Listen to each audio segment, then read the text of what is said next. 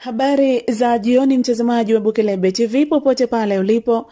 Karibu katika taarifa yetu ya habari ambapo tunakuletea tukio la pekee la kupendeza na la kukumbukwa katika familia ya Waadventista wa Sabato Mwenge. Leo tarehe 7 Desemba 2025 imefanyika ibada ya ndoa iliyojaa furaha, baraka na ushuhuda wa upendo wa kweli kati ya Nathaniel Owino wa Mbewa na Pendo Samuel Mjika. Ibada hii imefanyika katika kanisa la Waadventista wa Sabato Mwenge jijini Dar es Salaam. Ibada hii imejeza hisia za shukrani, furaha na ushindi, kwani wawili hawa ni miongoni mwa waimbaji wa kwaya ya vijana Mwenge. Pendo akiwa na sauti tamu ya pili amekuwa baraka katika nyimbo za kwaya hiyo, huku Nathaniel akiwa ni mwimbaji wa sauti nzito ya 4. Leo sauti hizo mbili zimeunganishwa si tu katika wimbo bali katika agano takatifu la ndoa mbele za Mungu na mbele ya ndugu, marafiki na waumini. Ibada hiyo imeendeshwa kwa utulivu na heshima,